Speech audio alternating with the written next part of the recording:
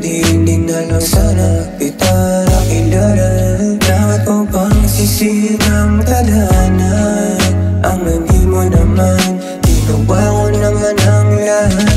Pero bakit hindi mo pa madama ang lahat ng iyan? Kasi hindi ka naman sa'kin tataya.